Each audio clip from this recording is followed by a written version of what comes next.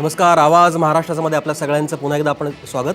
आपण चर्चा करतो आहे शाळा या बंदिस्त होत चालल्या आहेत का, खुल्या शिक्षण पद्धतीचं काय, विद्यार्थी कायमच शिक्षणाच्या किंवा शिक्षकांच्या ओझ्याखाली, अपेक्षांच्या ओझ्याखाली, पालकांच्या ओझ्याखाली, अपेक्षांच्या ओझ्याखाली कुठेतरी दबत चालले आहेत का, या सगळ्या मुद्द्यांवरती आपण चर्चा करतो. आणि मगाशी मुद्दा जो मनीषा मॅडमनी उपस्थित केला होता की शाळांमध्ये काउन्सिलरची आवश्यकता आहे, समुपदेशकाची आवश्यकता आहे, तोच मुद्दा घेऊन आपल्याला पुढे जायचा आहे. विजय देशमुख आपल्यासोबत आहेत. देशमुख साहेब, सांगा की आता मुळात काउन्सिलिंगची खरंच गरज आहे का? म्हणजे काउन्सिलिंग म्हणत असताना कसं होतं परत की पुन्हा म्हणजे 1 to 1 माणूस बसला आहे, म्हणजे तो कोणीतरी काउन्सिलर बसलेला आहे, मग त्याच्यासोबत त्यासमोर कोणीतरी मग विद्यार्थी आहे आणि मग तो त्याला काहीतरी सल्ले देतो आहे, असं एक जे चित्र आपल्याला दिसतं. त्याच्यामुळे परत काउन्सिलिंग म्हटलं की ते साचेबद्धपणा येत जातो. तर काय नेमकं केलं पाहिजे? म्हणजे समुपदेशन असलं पाहिजे, पण ते कसं असलंच पाहिजे, त्याची गरज पण आहे. पण आता तू 1 to 1 न घेता कॉमन जर घेतलं तर ते गरजेचं आहे. आणि जशा आमच्या संघटना आहेत, संघटनांनी असे छोटेसे मेळावे घेऊन पालकांना एकत्र करून की त्यांनाही ह्या गोष्टी सांगितल्या पाहिजेत. होतं काय की याच्यात ह्या गोष्टी होण्यामागे अजून थोडी कारणं असतात छोटी, की आईवडील कामाला जातात, मग मुलांकडे बघायला कोण नसतं, ह्यातूनही ह्या गोष्टी घडत असतील. टी व्ही आहे, तुमचं मोबाईल आहे, ह्या गोष्टी ज्या आता जे तंत्रज्ञान मुलांना, लहान लहान मुलांना जे आपण देत आहोत, ह्यातूनही काही गोष्टी घडतात असं निदर्शनास येतं आहे. श्रीहरी पवळे सर, मला सांगा की आता हा मुद्दा त्यांचा जो म्हटला की एका बाजूला विद्यार्थ्यांचे पालक म्हणजे आई आणि वडील दोघंही नोकरीसाठी बाहेर पडतात, दिवसभर ते घरात असत नाहीत. मुलगा शाळेमध्ये येतो, म्हणजे जो विद्यार्थी तो शाळेमध्ये येतो तो पूर्णपणे शिक्षकांच्या ताब्यामध्ये असतो. शाळा सुटल्यानंतर तो घरी येतो, मग संध्याकाळनंतर तो त्याचा काही अभ्यास असेल, खेळणं असेल ते करून मग घरातला जो संवाद आहे तो परत मग टी व्ही आणि मोबाईल त्याच्यामध्ये कुठेतरी खुंटला जातो. एक शिक्षक म्हणून या सगळ्याकडे म्हणजे हा जर संवाद आणखीन वाढवायचा असेल आणि विद्यार्थ्यांना चांगल्या पद्धतीने घडवायचं असेल तर या सगळ्या प्रक्रियेमध्ये म्हणजे एकूण काउन्सिलिंगच्या प्रक्रियेमध्ये शिक्षकच का स्वतः उत्तम काउन्सिलर होऊ शकत नाही? काय नेमकं म्हणणं आहे? साधारणपणे आपण जर विचार केला तर ग्रामीण भागातली शाळा, शहरातली मराठी शाळा आणि इंग्रजी माध्यमाच्या शाळा, ओझं तिन्ही विद्यार्थ्यांना सारखंच आहे. फरक एकच आहे की प्रत्येकाची त्या आयोजनाची म्हणा किंवा त्या पद्धतीत त्या विद्यार्थ्यांना कसं घडवतात.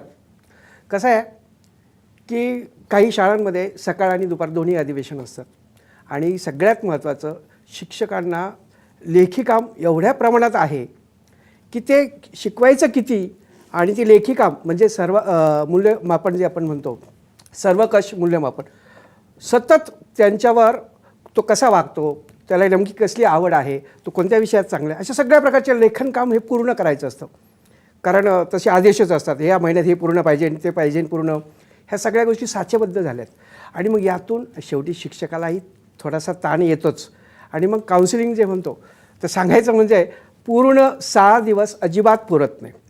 त्यात राहिला रविवार, आता तो सुद्धा जर अशा मेळाव्यामध्ये किंवा खरं आहे तुम्ही म्हणतात आहे शिक्षकांनाच खऱ्या अर्थानं काउन्सिलिंग. माझा मुद्दा हाच आहे की त्यासाठी वेगळा वेळ देण्याची काही गरज नाही. मुळात तुम्ही जे शिकवता, जे 5-6 तास वर्गामध्ये असता, त्या शिकवण्यामध्येच जर तुम्ही असं काही स्वतःला डेव्हलप केलं आणि ते शिकवणंच एक प्रकारचं काउन्सिलिंग असेल असं जर केलं तर मला वाटतं बऱ्याच प्रश्नांची उत्तरं मिळतील. काय सांगाल? तसा विचार केला तर सध्या जो पोर्शन आहे लिमिटेड दिवसात तेवढाच शिकवायचाच. तर मला चांगलं आठवतं आहे आमच्या वेळेला एक धडा 4 ते 5 दिवस चालायचा. खूप छान शिकवायचे आम्हाला आणि इतकं अजूनही ते लक्षात आहे. आणि आज काय झालं आहे, आम्हाला 30 मिनिटात किंवा 2 तासिकेमध्ये तो एखादा पाठ टाचरमधलं पूर्ण करायचं असतं. मग आम्हाला ते बाह्य ज्ञान जे म्हणतो आपण, की जी उदाहरणं म्हणतो, जे आपण त्यांना सृजन बनवण्यासाठी उदाहरणं देऊ शकत नाही, कारण आपल्याला टाईम, वेळेचं बंधन, पोर्शन पूर्ण करणं, मग ह्या वेळेचा कुठेतरी थोडासा विचार. वेळेचा मुद्दा आला. आता प्रिन्सिपल मॅडम आपल्यासोबत, मनीषा मॅडम, आता टाइम टेबल काय नेमका विचार केला असतो टाइम टेबल आखताना शाळेनं?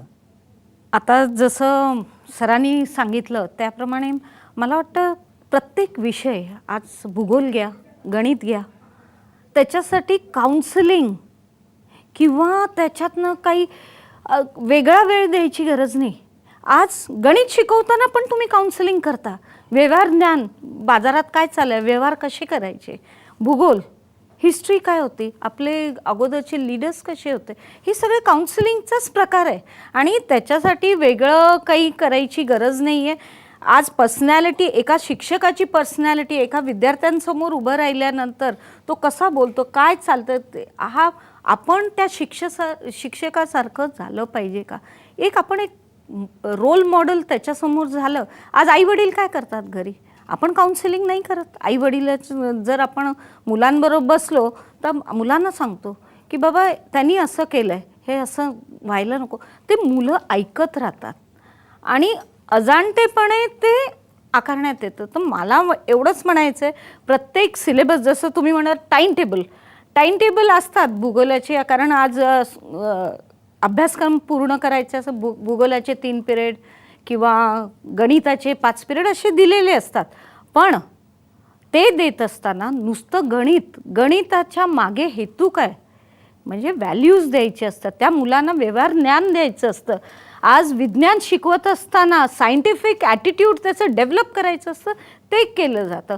आणि मला वाटतं टाईम टेबल एकदम परफेक्ट आहे प्रत्येक शाळेतलं. आणि आज जसं आपण सुरुवातीला म्हटलं की चर्चा आपण चाललो की अपघात किंवा दुर्घटना काय, आज माझ्या शाळेतली मीच घटना सांगते. 10वीतला विद्यार्थी, आज शिक्षकांना आपण म्हणतो की त्या शाळेत झालं किंवा काही, तर शाळेची जबाबदारी आहे किंवा शाळा बंदिस्त झाली का वगैरे वगैरे. पण आज विद्यार्थी माझ्याकडे गेले 2 दिवस घरी नाही आला. शेवटी मी शोधून त्याला समजून काउन्सिलिंग करून, कारण माझा रोल एक काउन्सिलर म्हणून पण आहे, एक शिक्षक म्हणून पण आहे, एक मी स्वतः पालक आहे आणि प्रिन्सिपल. मुलांनी काय सांगावं मला की आई वडील मला अभ्यासाला जास्त, आणि वडील खूप स्ट्रिक्ट आहेत, मी घरी जाणार नाही. आज आपण आईवडिलांना ब्लेम करणार का, नाही, कारण ते करतात ते विद्यार्थ्याचं, आपल्या मुलाच्या चांगल्या करतात.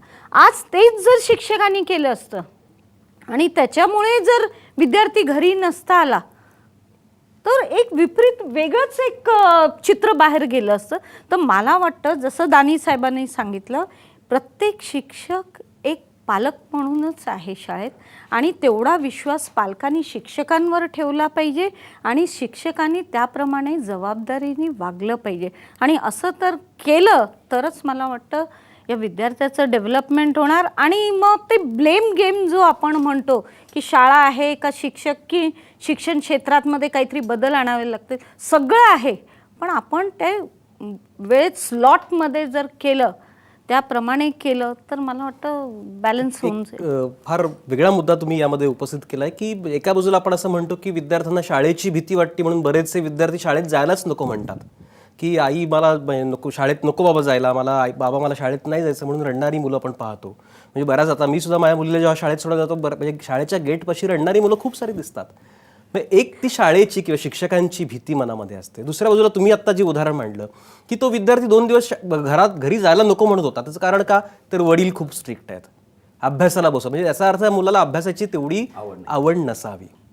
हे लक्षात घेऊन जर आपण पुढे जाणार असू तर खरं म्हणजे हा मुद्दा येतो. मला पालकांच्या भूमिकेत तुम्हाला विचारायचं आहे विजय देशमुख, की असं जर असेल, म्हणजे घराघरात जर असे स्ट्रिक्ट पालक वाढू लागले तर मग मुलांनी जायचं कुठं? म्हणजे एका बाजूला पुन्हा तोच प्रश्न शाळा की शाळेमध्ये पण नाही जायचं आणि घरी पण नाही जायचं, मग ती मुलं जाणार कुठं, वाऱ्यावरती? काय नेमकं?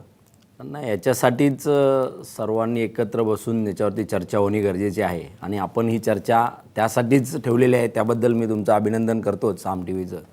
आणि खरंच गरज आहे, काउन्सिलिंगचं पण गरज आहे आणि मेळाव्यांची गरज आहे. ॲक्च्युली पालकांनाही ह्याच्यातून महत्त्वाची भूमिका पालकांचीच आहे. सगळ्यात पहिली तर पालक आहेत, नंतर टीचर आहे, नंतर प्रिन्सिपल आहे. नाही, पण या सगळ्यात मला वाटतं सगळ्यात महत्त्वाची भूमिका त्या विद्यार्थीचीच आहे. विद्यार्थ्याची पण आपण भूमिका जाणून घ्यायची. पण मला वाटतं कार्यक्रमात वेळ झाली की छोट्याशा ब्रेकची. आपण पाहत राहा आवाज महाराष्ट्राचा.